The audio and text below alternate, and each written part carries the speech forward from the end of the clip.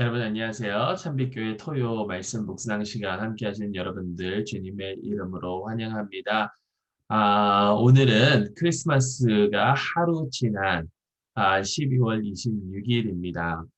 그렇지만 성탄절은 사실 하루만 지키는 것이 아니라 이 성탄의 계절로 주현절까지 계속해서 지키는 거거든요.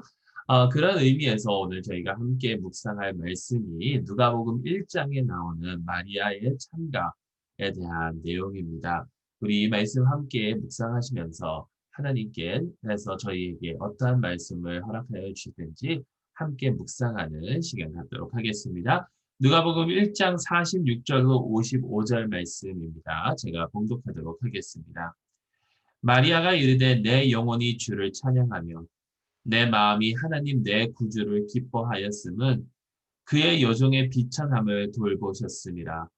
보라, 이제 후로는 만세에 나를 복이 있다 일컬으리로다. 능하신 이가 큰 일을 내게 행하셨으니 그 이름이 거룩하시며 극률하심이 두려워하는 자에게 대대로 이르는도다. 그의 팔로 힘을 보이사 마음의 생각이 교만한 자들을 흩으셨고 권세 있는 자를 그 위에서 내리치셨으며 비천한 자를 높이셨고 줄이는 자를 좋은 것으로 배불리셨으며 부자는 빈손으로 보내셨도다. 그 종 이스라엘을 도우사 긍휼히 여기시고 기억하시되 우리 조상에게 말씀하신 것과 같이 아브라함과 그 자손에게 영원히 하시리로다 하니라. 살아계신 하나님의 말씀입니다. 이 마리아의 찬가는 마리아가 이제 엘리사벳을 방문하여 이제 한 석 달 동안 이렇게 지낼 때의 그 내용입니다. 이 마리아가 찬가를 올리기 전에 하나님의 사자 가브리엘이 이 사가랴 제사장을 방문하였고 사가랴 제사장에게 이제 네가 아들을 낳을 것이다라는 이야기를 해줬죠. 그러니까 사가랴 제사장이 믿지를 않았어요. 나는 나이가 많은데, 내 아내도 나이가 많은데 어떻게 이런 일이 우리에게 있을 수 있으랴.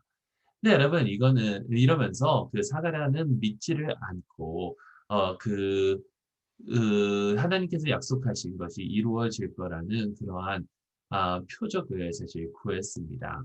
근데 사실 사가랴는 자기가 계속해서 공부해 왔고 읽었던 성경만 보더라도 하나님께서 능히 이런 일들을 하실 수 있는 분이시라는 것을 알았어야만 했어요. 왜냐하면 아브라함과 이삭의 그러한 이야기를 봐도 아브라함과 사라가 오랫동안 아이를 갖지 못하다가 100세 때 이삭을 허락하여 주셨던 그런 이야기. 그리고 그 이후에 뭐 여러 그런 이야기들을 봐도 하나님께서 뭐 한나와 그 사무엘 선지자라든지 이런 이야기만 보더라도 하나님께서 함께 하시면 능치 못할 일이 없음을 제사장이니까 당연히 알았어야 되겠죠.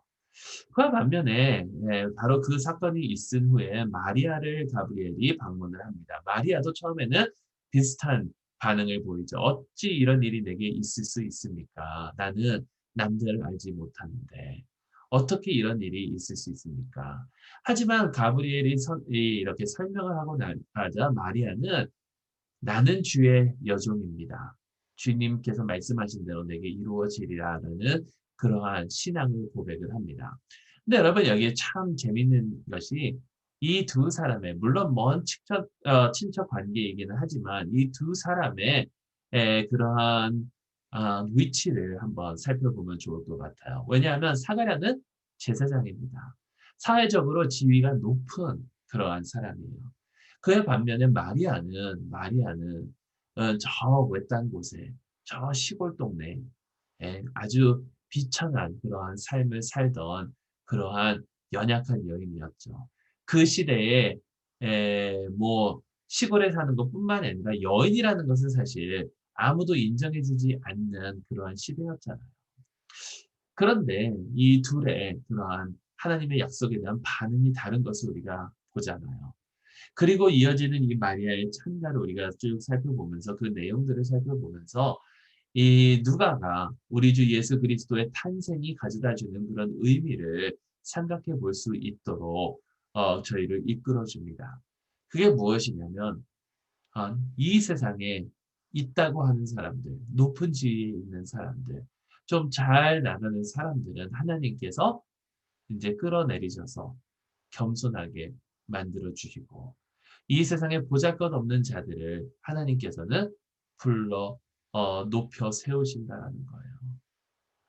하나님의 뜻이 바로 여기에 있다라는 거예요. 이 세상에 가난하고 어, 이 세상에 아무것도 아니고 이 세상에서 무시당하고 멸시당하는 자들을 하나님께서는 이렇게 높여 주신다라는 겁니다. 근데 여러분 이 말씀을 보시면서 그리고 이제 실제적으로 예수 그리스도께서 이 세상에 오셔서 하셨던 그 사역이 바로 그거잖아요. 하나님 예수님께서는 변두리에 있는 사람들, 병든 자들을 고쳐주시고 안전병이를 일으켜 세워주시고 장님들을 눈을 뜨게 해주시고 정말 이 세상이 버리고 이 세상이 거들떠 보지도 않는 자들을 주님께서는 높이시고 주님께서는 보살펴 주시고 그들과 함께하여 주시고 그들에게 좋은 소식을 전하여 주셨잖아요. 자, 그런데 그렇다면 우리는 과연 어느 위치에 있느냐라는 거죠. 우리는 과연 어느 위치에 있느냐. 여러분, 우리가 추구하는 것이 무엇입니까? 우리가 원하는 것이 무엇입니까? 우리가 원하는 것이 과연 아무것도 아니고 이 세상에서 멸시받고 이 세상에서 소외받는 그러한 삶인가요? 아니면 우리는 이 세상이 나를 알아주기를 원하고 이 세상이 나를 높여주기를 원하고 이 세상에서 무언가 어떠한 위치에 있는 그러한 삶을 과연 우리는 원하는가요? 그렇다면 만약에 우리가 그런 높은 위치를 원하고 그렇다면 우리의 가치를 우리가 생각하는 가치와 우리의 생각하는 그 삶의 목표를 다시 한번 생각해 봐야 된다는 거예요. 왜냐하면 하나님께서 원하시고 하나님께서 바라시는 것은 거기에 있지 않다라는 거죠. 하나님께서 함께 하시고 하나님께서 돌보아 주시는 사람들은 이 세상의 기준으로 볼 때는 낮은 자들이고 이 세상의 기준으로 볼 때는 정말 보잘것없는 자들이 아니냐라는 겁니다. 2020년 한 해를 마무리하면서 여러분 우리는 무엇을 위해서 지금까지 살아왔습니까? 2021년을 이제 기다리면서 우리는 과연 무엇을 추구하며 살아가야 될까요?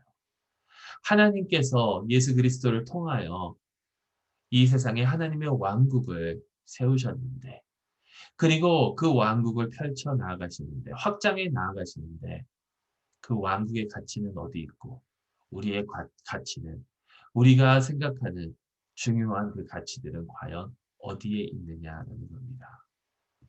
오늘 마리아의 찬가를 다시 한번 보세요. 내 마음이 하나님 내 구주를 기뻐하였음은 그의 여중의 비천함을 돌보셨습니다. 보라 이제 후로는 만세의 나를 복이 있다 일컬으리로다. 능하신 이가 큰 일을 내게 행하셨으니 그의 이름이 거룩하시며 긍휼하심이 두려워하는 자에게 대대로 이르는도다. 그의 팔로 힘을 보이사 마음의 생각이 교만한 자들을 흩으셨고 권세 있는 자들을 그 위에서 내리치셨으며 비천한 자를 높이셨고 줄이는 자들을 좋은 것으로 배불리셨으니 부자는 빈손으로 보내셨도다. 여러분 이게 하나님 나라의 가치이고 이게 하나님께서 역사하시는 방법이십니다. 우리가 내려놓아야 될 것은 과연 무엇일까요? 우리가 쫓아야 되는 것은 과연 무엇일까요? 2021년을 맞이하면서 우리의 가치를 하나님의 가치에 맞출 수 있는 우리가 추구하는 것이 하나님께서 바라시는 것이 될 수 있는 저희 모두가 될 수 있기를 주님의 이름으로 축원합니다. 내가 원하고 내가 바라는 것이 아니라 주님께서 원하시고 주님께서 요구하시는 것 그것을 따라 나아갈 수 있는 나는 주님의 종이옵니다. 주님의 말씀대로 내게 이루어지이다 고백하는 저희 모두가 될 수 있기를 주님의 이름으로 축원합니다. 기도하겠습니다. 사랑의 하나님 아버지 너무나도 감사드립니다. 우리 주 예수 그리스도를 통하여 아무것도 아닌 저희를 보살펴 주시고 주님의 자녀로 삼아 주셨으니 너무나도 감사드립니다. 하지만 주님의 그 은혜를 받았음에도 불구하고 우리는 우리 스스로를 높이고 우리 스스로 교만한 삶을 추구하며 살아왔습니다. 그런 저희를 용서하여 주시옵고 오로지 주님 한 분만 바라보고 주님의 가치에 맞춘 삶, 주님께서 바라시는 것을 추구하는 삶 살아가는 저희 모두가 되게 하여 주시옵소서.